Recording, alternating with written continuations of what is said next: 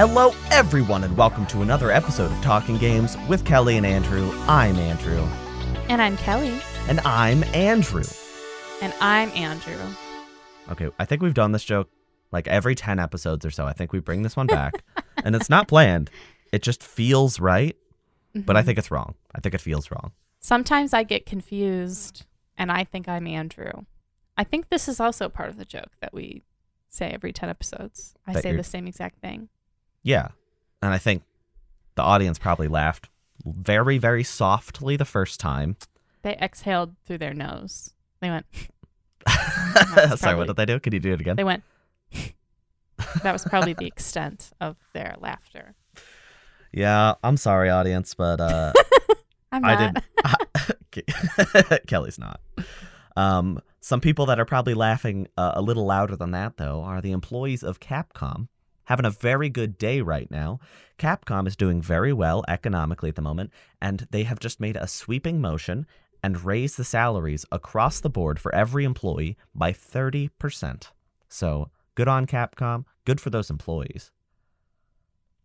That is really nice. I am going to celebrate the Capcom employees. How? By giving them a 40% raise in my heart. Oh, okay.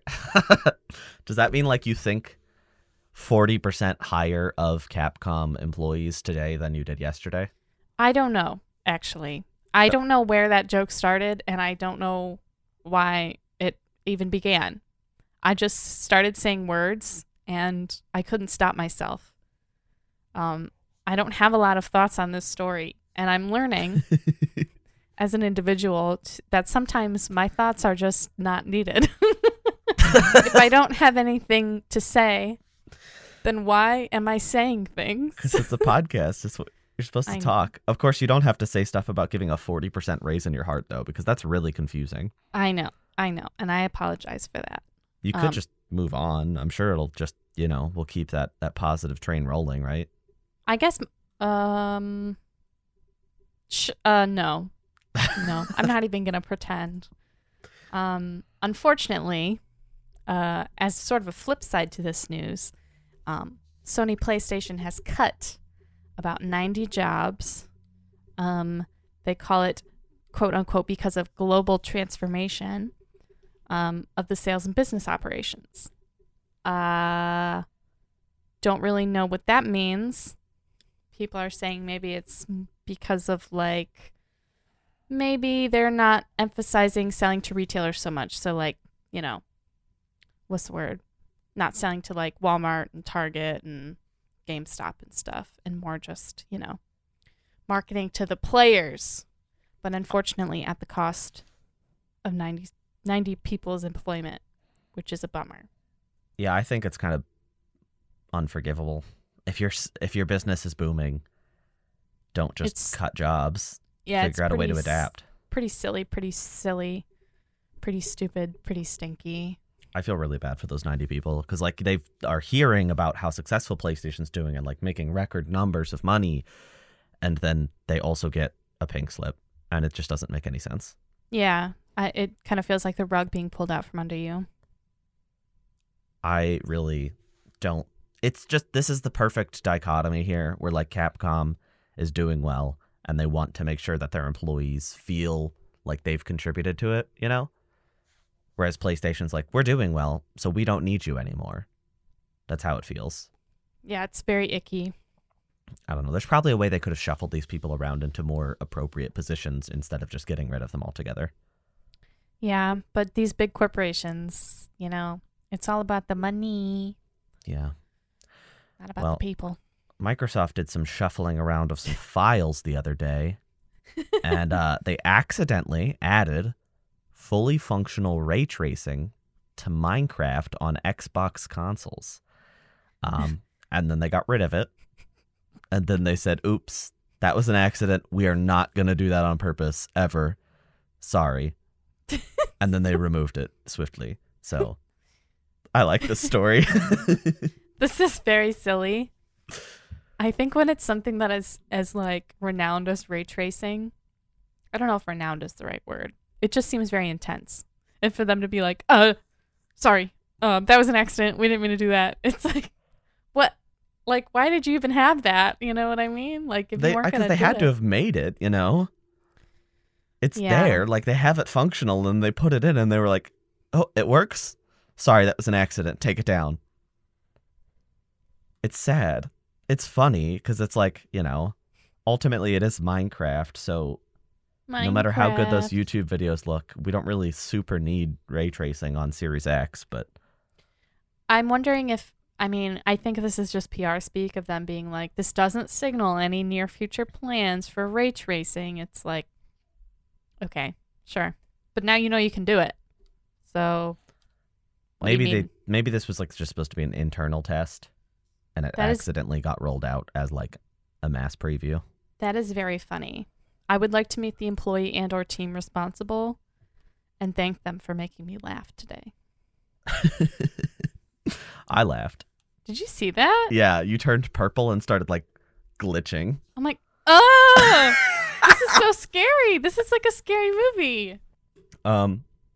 So awkward transition. Our cameras just bugged out and we had a ball and we're very scared because it looked like a horror movie, but we're back. So that's why there's not a smooth transition into this next story. Oops, sorry. Microsoft,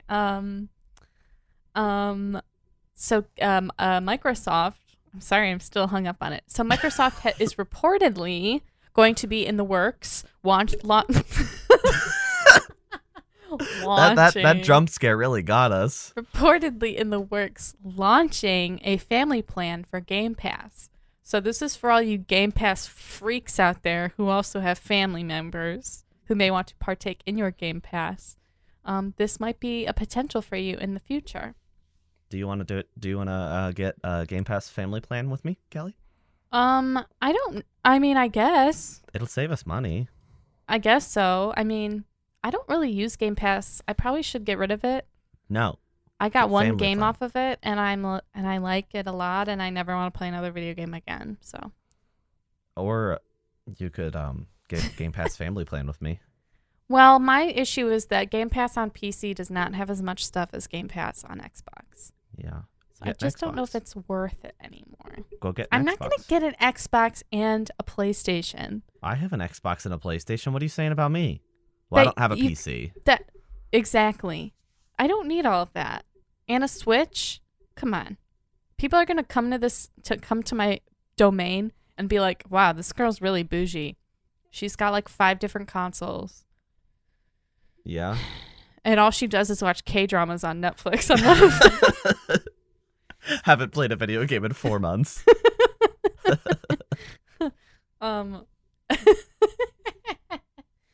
This is exciting, though.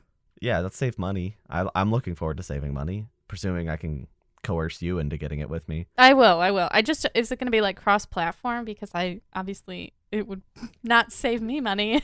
I think if you have Xbox Game Pass for like Xbox, PC is included for free. And then if you have PC, it doesn't include Xbox. So you're currently paying for the cheaper of the 2 services. So my hope would be that the family plan would make it even cheaper for you getting the higher one. But we'll find out. We don't know the pricing or anything. This is just like hypothetically exciting. It's like Nintendo Switch Online. It's like Nintendo Switch Online is $20. But because I'm on a family plan with 7 other people, I'm paying like 5. Mm-hmm. So if you can find the people, it's very exciting. I'm generally friends with a lot more Nintendo Switch owners than I am Xbox owners, though. So that's the one caveat here. Yes.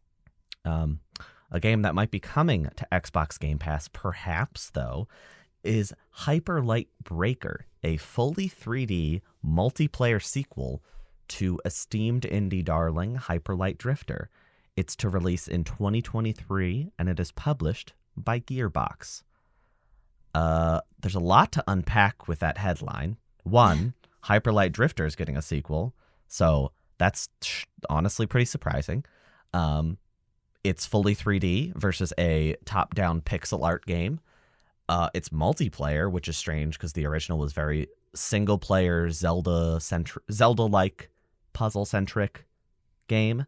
So multiplayer is not where I expect it to be. And then I think like the biggest twist for me is Gearbox is publishing it. because Hyper Light Drifter, again, is a huge indie darling, and now it's getting published by very much not indie Gearbox. Yeah. I have a feeling this is going to be a very, very different experience.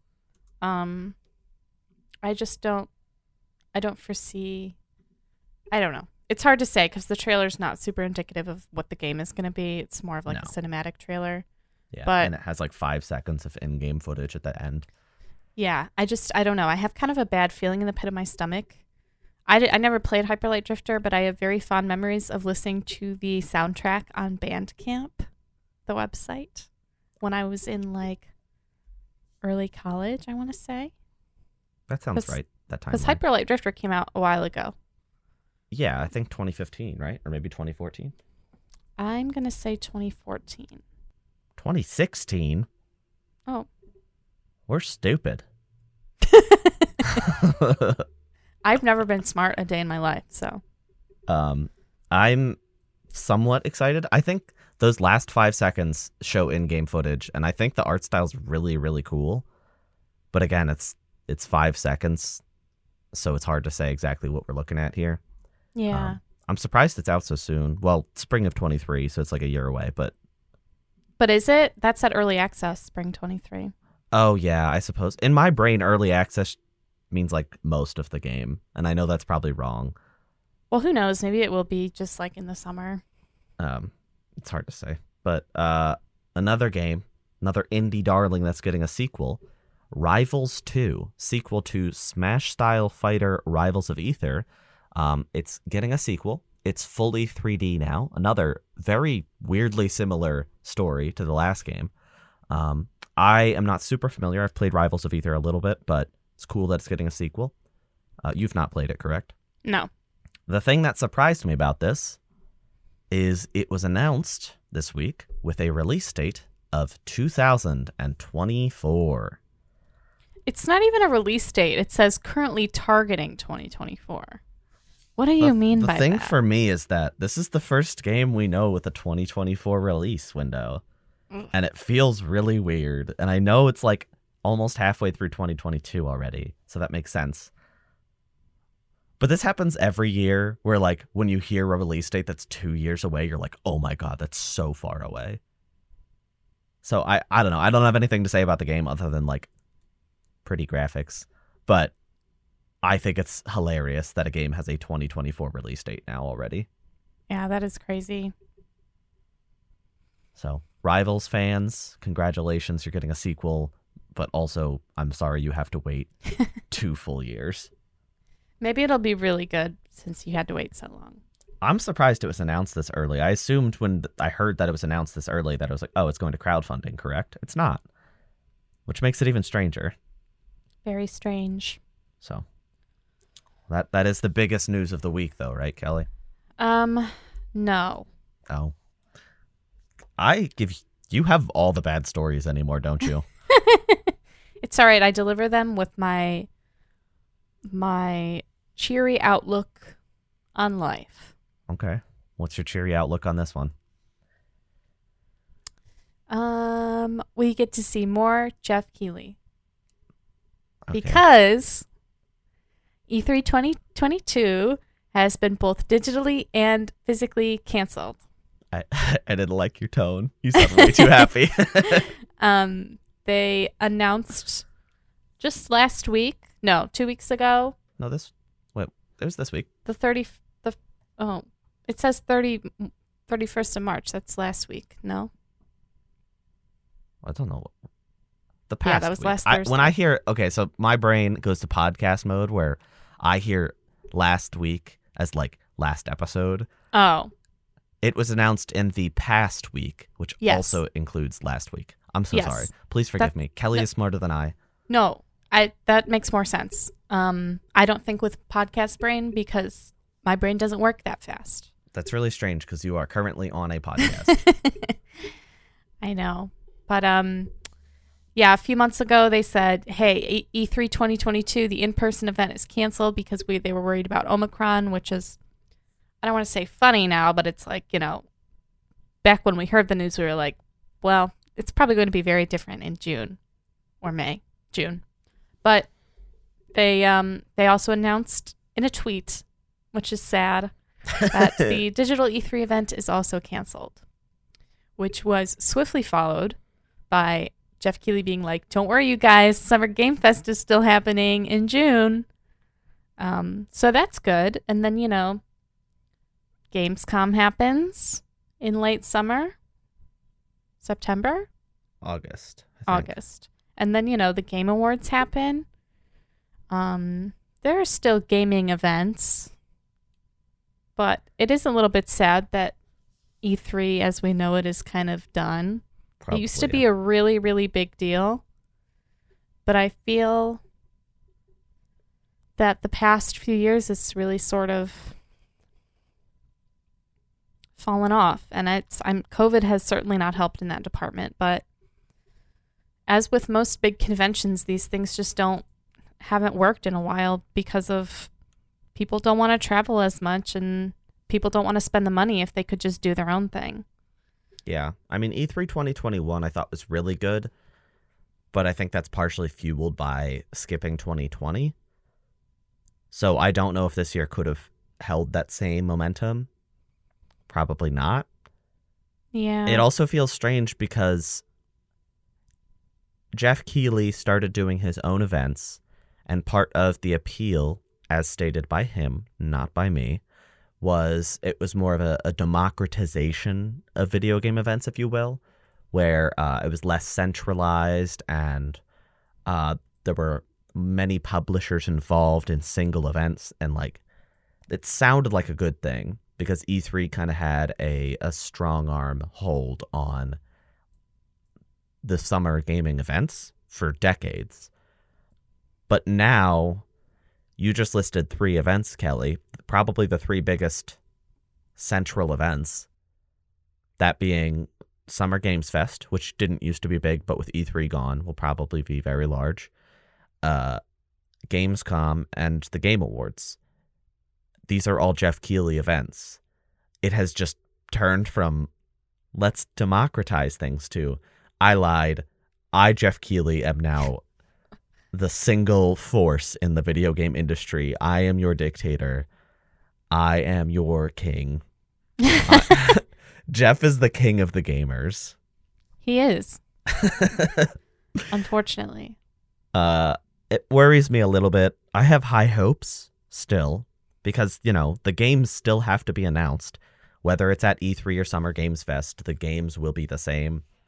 It's just generally the E3 packaging tends to be more entertaining than the Jeff Keighley packaging. So hopefully, because those events are canceled, Summer Games Fest is absolutely packed. If it's 1 hour and a half show with the content of a Microsoft showing and a EA and a Square Enix showing, it could be really nice. But I don't know. Last year's was Elden Ring and then an hour of disappointment. Tiny Tina's Wonderland? That didn't draw you in? Last year's was Elden Ring and then an hour of disappointment. I think my thing is that I wasn't feeling as sad about E3 being canceled because I feel like in my heart it's kind of been over for a while. Just because it's all of these companies do their own things now. So it's Nintendo, the directs, they come every few months. It's not like one big direct at E3, And then, you've got EA State of Plays. You've got PlayStation, Sony State of Plays. You've got Microsoft events. You've got Summer Games Fest. It's everybody does their own thing now. So it's hard to be in one central convention or expo, as they call it. So I don't know. I won't say that I was sad, but I was kind of disappointed because it's it's fun to do all of it in 3 days. Yeah. And it's fun to have it be a big event where everybody's tweeting about it and talking about it. And it's woo. And now I feel like things have such a short lifespan that people tweet about, Summer Games Fest, but it's for the hour that it happens and then they're done, Yeah. E3 becomes the center of conversation for a week. Yeah. Whereas Summer Games Fest, it's going to be a week-long event with press stuff going on afterwards. But realistically, it's probably going to be the 2-hour showcase at the start, and that's it, as far as public discourse. Yeah. Well, there I was hope only really one thing I wanted to see at E3 this year, so Dragon Age. Tiny Tina Wonderland 2, That's fast. the re-Tina-ing. That's really fast, Kelly. The first one just came out a couple days ago. I know. Well, they better get to work. I guess so. No, I'll I'm miss just it. kidding. I feel like, so That's- for me, E3 has like a lot of nostalgic feelings. And then like the last couple years pre-pandemic were definitely iffy. But like I said, this last E3 2021 was really fun. And also, I tweeted about this. It felt really special because it was kind of where our podcast found its footing. And we had that really huge 2-part episode. It was like a 3.5-hour recording session of just news, and it felt awesome. And I will miss that because, like, even if we get that same amount of news, say in June, it's different when it doesn't come all in a couple days. Yeah. And agree. it allows smaller things to kind of flourish more. But then there's the argument of, oh, well, some of these smaller things wouldn't be seen without the bigger things around them, you know? Yeah. Like one of my favorite games that from last E3 and one of my most anticipated games right now was Trek to Yomi. And realistically, the odds of me having seen this game would have been much slimmer if it wasn't included in an E3 conference, you know? Yeah. Also, what's Devolver Digital going to do without their funny E3 YouTube video? I know. They can never do that on their own. They have to go to E3 to do weird stuff like that. I think they did one in 2020, actually, now that I'm thinking about it. And it was just like not E3. It was just stupid stuff. I'm sure. We'll see. As long as Nintendo's going to do something in June, I would put money on that. Yeah, I honestly think that this comes at such a weird time that most of these companies will have news in June because that's just the way it goes. Yeah. And maybe Microsoft will like push up to May or back to July so that they can kind of get their own spotlight. But I think realistically, the same games are going to get announced. That's ultimately what keeps this from being the worst news in the world, you know? Mm-hmm. It's not like the games that were going to be announced are no longer in development. It just means they have to find a new venue to be announced. Yeah. I keep saying this all to like rationalize it, but I will miss it a lot, and this news was very saddening. Yeah, it's definitely a bummer. And the ESA has promised a grand return of E3 in 2023. I'm going to say it now 1 year in Okay. advance. Don't put money on that, folks. We probably reported on that one E3, and that's probably going to be it, guys. Sorry. Sorry. We'll pretend that E3 is happening. That won't be sad at all. No. That's so sad. We could still do like a special. If it happens that multiple gaming events happen within a week or two, we could still do a special. I'd love to do another like 3.5-hour recording session. It was exhausting, and the episodes were so good. Well, that's the news. Do you play any games, Kelly? You wouldn't believe it? I'm still playing Elden Ring. That is shocking. I wouldn't believe that. Are you you enjoying it? joking? I am, yes. I'm enjoying it a lot. I feel like I know I said this the past 2 weeks, but I really like my armor, and I really like my weapons, and I feel like I'm feeling good about the game. I have really nothing beyond that to say. I updated Andrew on my progress before the episode, so. Very spoiler heavy, though, so we'll leave Yes. that one out. I also played a little bit of Crusader Kings 3. Ooh, returning to that one. Yeah, I don't know. I had the itch. I'm not sure why. Did you scratch it? I did. Because I had bought the North Lords pack, which was like $5, because I got the game for free on Game Pass. Right. And I got this pack, which was like $5. And what I like to do is I like to take a tiny island up in the north, Uh-huh. you know, and I like to make my own ruler. I make her a very strong Scandinavian woman. Okay. What's her name? It doesn't matter. Usually Freya. Okay. I just picked the randomized names. Oh, okay. And I create a leader. I don't pick an existing one. Okay. And she becomes the chiefess. And then I just go from there. And the one time I had her, like, she was really amazing. She was just an incredible person, and she had a lot of good kids who were very strong and hardy and healthy and good rulers. And the last playthrough I started, it was like, girl, what is going on? She lived a really long time. She had like 5 lovers, and her kids kept getting sick, but she had like 7 kids. Anyway, that's what's been going on. I know there's like, it sounds like this was like a reality television program. For just 1 second, I zoned out and I was just listening to like this TV show plot. I know. Well, I know the game is really about like strategy and stuff like that, but I really like the dynamics of murder and scheming and plotting and seducing. And who were you seducing? Who am I seducing? Like my character? Sometimes I like to seduce, like if there's like a Jarl and I'm like, I gotta get him, I gotta get good favor with him, I'll seduce him. And then not only do I have good favor, but I also end up like having a kid with him. And even though that child is not legitimized, he still has to claim responsibility for it. Wow. Anyway, that's what I've been up to. Kellie's seductions and horrible treatment of my the Jarl. northern seductions.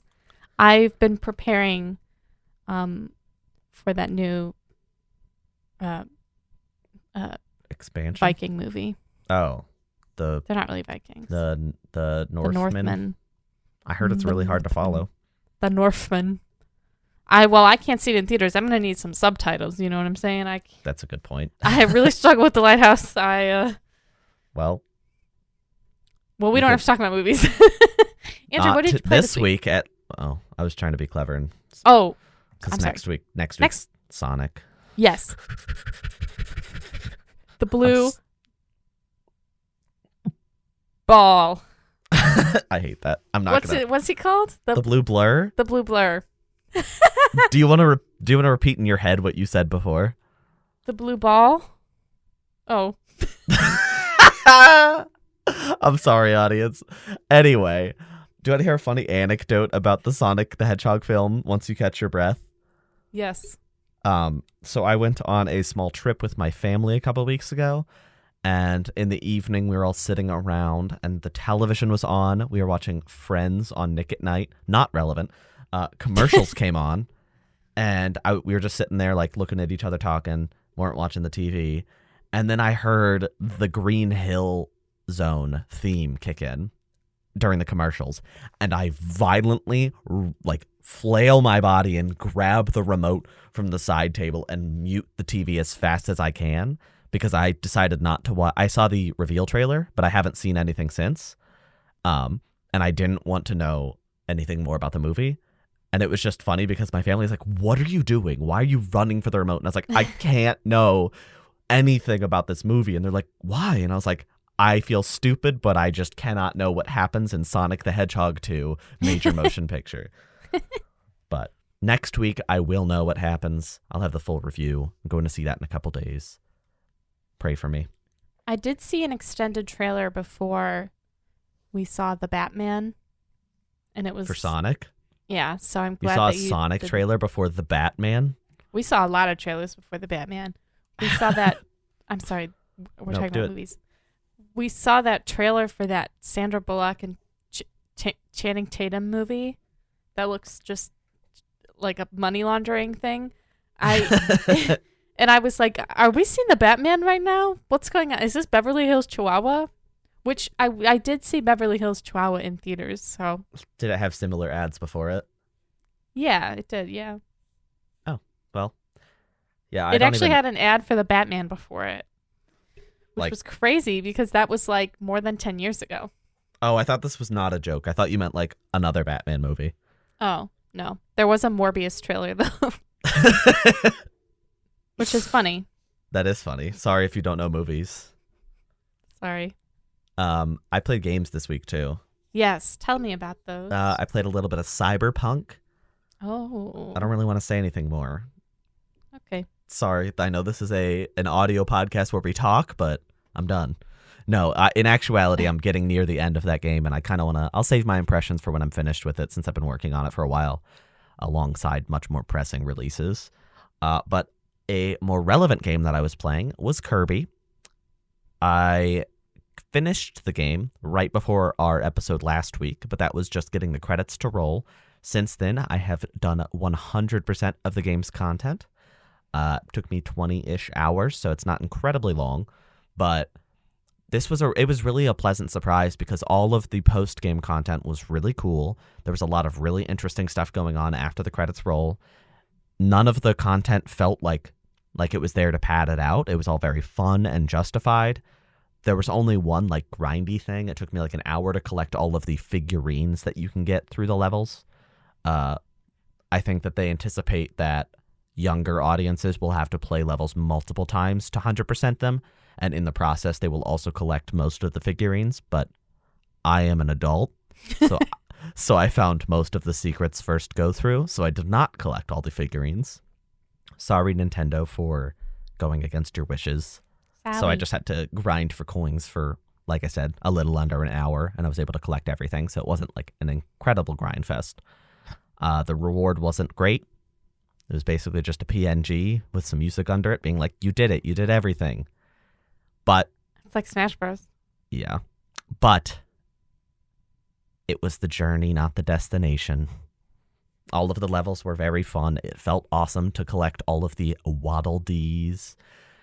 It felt awesome to fight in the arena. It felt awesome to power up my copy abilities, and I regret no time with it. It was fantastic. If you're looking for a fun time, like I said last week,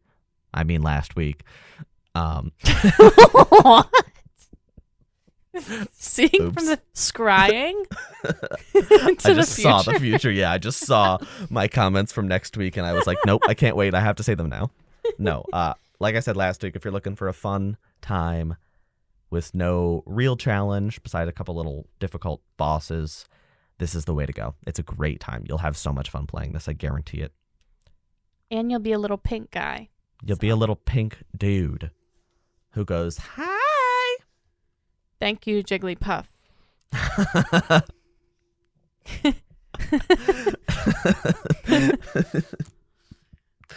This has been Talking Games with Kellie and Andrew. We will not be returning next week or any other week because we're done. We had a co-partnership with E3 Oh my Entertainment goodness. Expo, and now that they're done, so are we. Bye. That would be so sad. That would be really sad. No, we'll be back next week. Don't worry, everybody. We'll be here. We'll be talking about all the news. I'll be giving you my incredibly groundbreaking, earth-shattering, crust-shaking. I was just trying to think of more things that meant like, like the Earth's crust. Yeah, okay. That's all the things it's going to be. It's going to be a very big review. I'm going to tell you about Knuckles. Of Morbius. Of the new Marvel film Morbius. It's not a Marvel film. It's in but- association with Marvel. It's a Sony film. Oh, okay. In my brain, Marvel film just means a film based on a Marvel property. You would think, but no. No, okay. I will not be reviewing Morbius now that I know that. And instead, I'm going to go see Sonic, sadly. I'll settle for Sonic. Well, we're not going to talk about that. No, why would we talk about a video game movie on this podcast? When we could be talking about Jared Leto's Morbius. Exactly. I'm sure I'll see a trailer for that before Sonic. Actually, I'll let you know. I'll report back. Don't let me forget. Oh no. Thanks everybody for listening. Looking forward to seeing you next week. Have a good one. Bye.